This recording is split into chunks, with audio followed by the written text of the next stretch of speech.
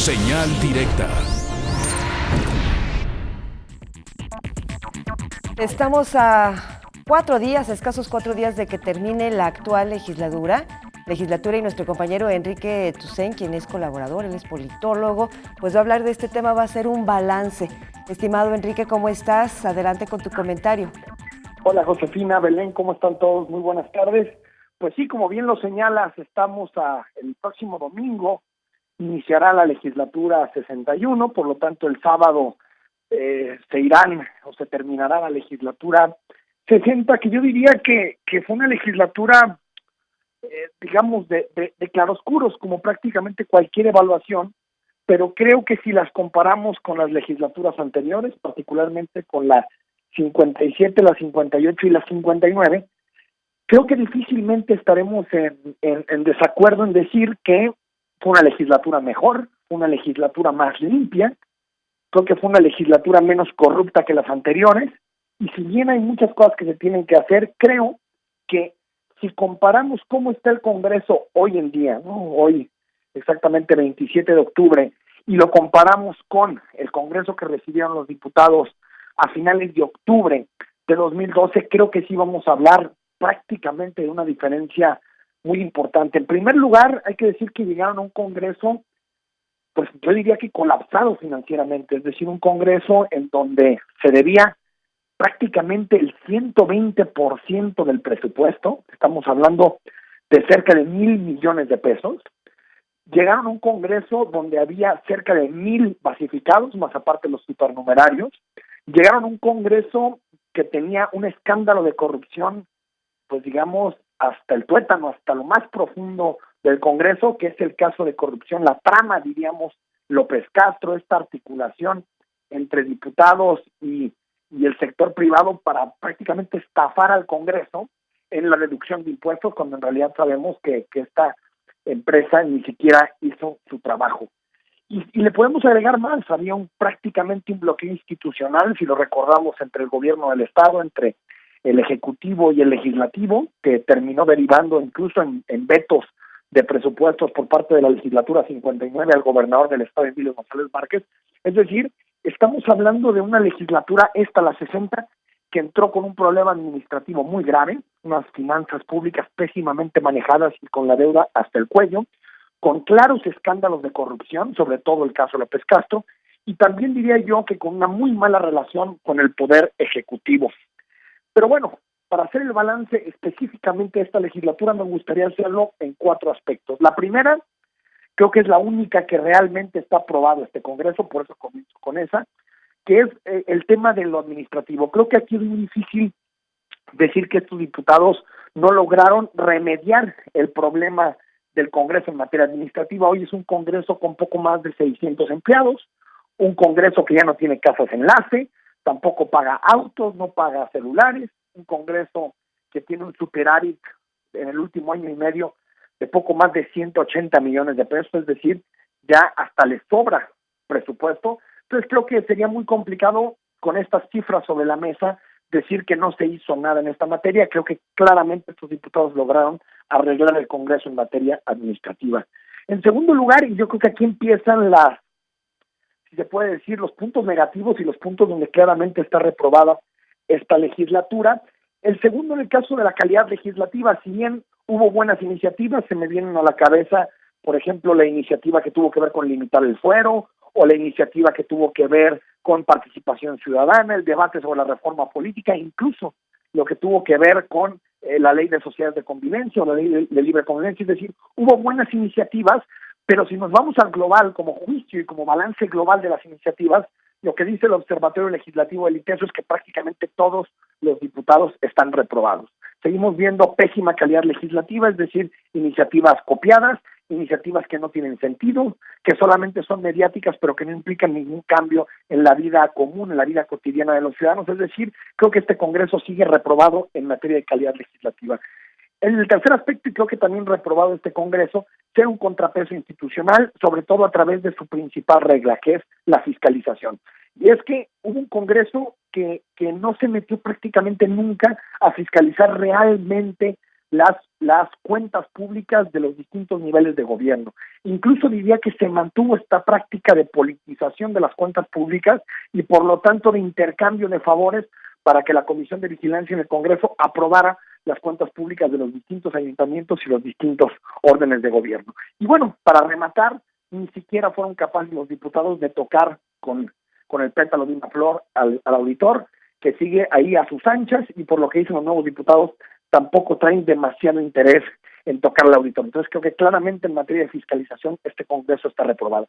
Y como cuarto, que es fundamental de un Congreso, la representatividad. Es un Congreso que siguió o digamos, en su generalidad, no digo que todos los diputados, pero la mayoría no tuvieron relación con sus distritos, no vimos un mejor sistema de rendición de cuentas, no vimos que realmente los ciudadanos se sintieran representados de mejor forma por esta legislatura.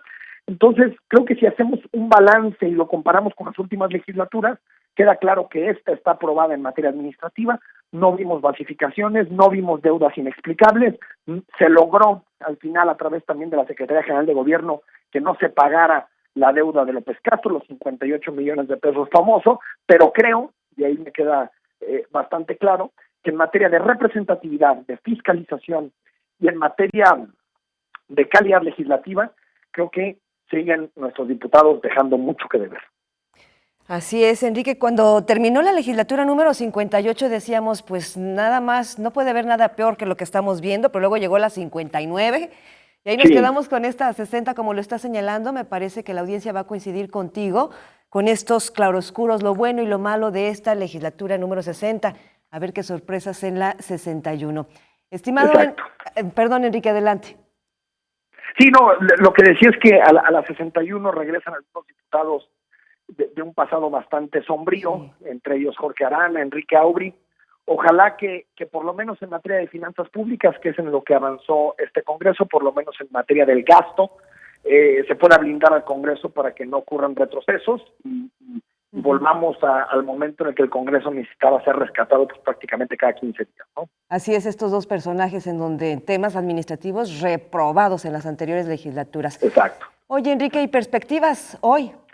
Sí, hoy tendremos perspectivas. Vamos a platicar con Salvador Caro. Salvador Caro fue la polémica, digamos, de designación de Enrique Alfaro en su gabinete. Es el comisario de Seguridad Pública de Guadalajara. Por supuesto que le preguntaremos por el tema de los exámenes de control de confianza y toda esta estrategia de combate a la corrupción en la corporación.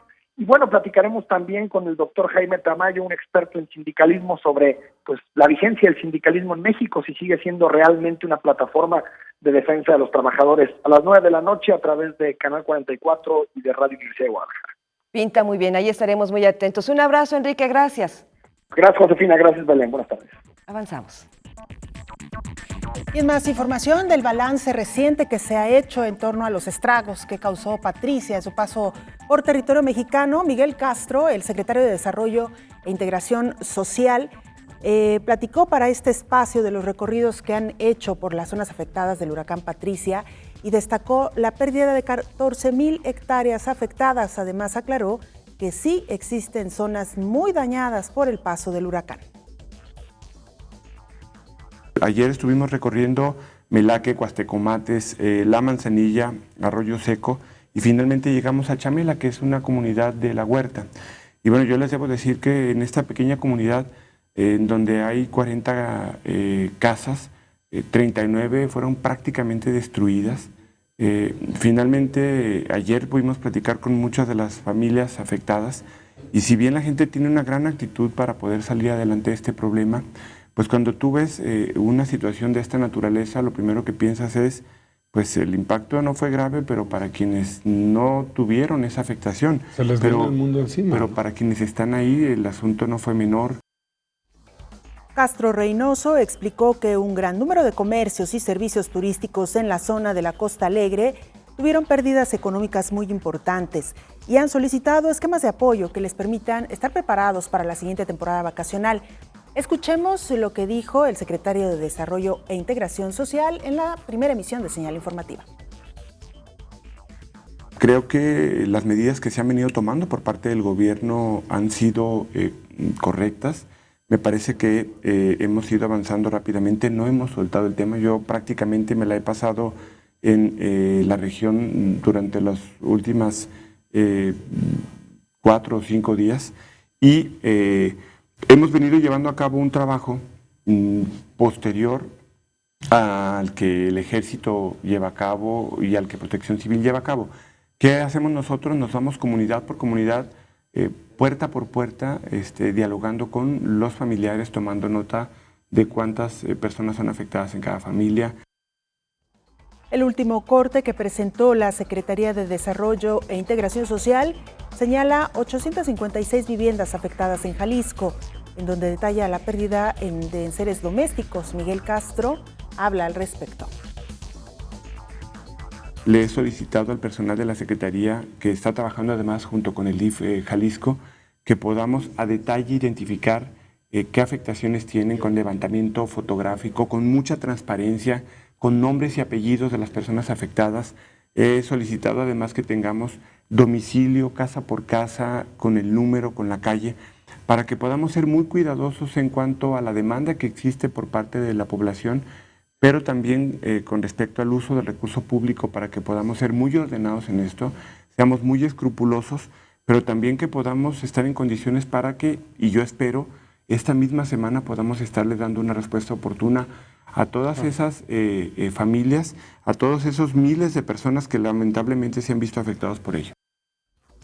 El funcionario aclaró que las compras realizadas por el gobierno del estado para enfrentar al huracán Patricia incluían artículos como colchones, refrigeradores, estufas, y mencionó que serán utilizadas para apoyar a quienes perdieron su menaje de casa. De entrada, lo primero que yo debo de puntualizar con toda claridad es que a mí me parece que el haber hecho esta compra en su momento fue una decisión correcta. O sea, me parece que hoy estas familias están esperando una respuesta oportuna y creo que lo que debemos hacer es rápidamente entregar este menaje de casa para que la gente pueda restablecerse. Evidentemente, el hecho de que tengas tú la garantía de poder hacer una adquisición de esta naturaleza en una circunstancia como la que se vivió, no es una manga ancha para tomar determinaciones que busquen una ventaja.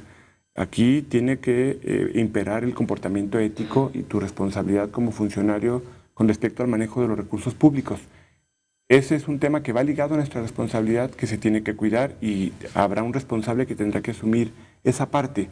Pero la decisión de haber hecho esta compra fue correcta en el tiempo en el que se hizo, porque hoy, a muy pocas horas o a muy pocos días, nosotros estamos prácticamente listos para poder empezar ya con la entrega de menaje. Miguel Castro Reynoso mencionó que esta semana estarán generando rutas de entrega de menaje de casa a todos los municipios afectados, incluyendo Mascota, El Grullo, Talpa de Allende, entre otros. Tiempo ya de hacer una muy breve pausa, pero usted no se vaya porque más adelante estaremos dialogando con los organizadores del Festival de la Muerte, una actividad que al menos en México es arraigada, tiene raíces prehispánicas, ha contado también con la influencia de la colonización española, pero al final de cuentas es algo que nos sigue distinguiendo como país, este tributo y esta forma en que los mexicanos tenemos por lo menos 1 o 2 veces al año de reírnos de la muerte. Con esto y otros temas, regresamos después de la pausa.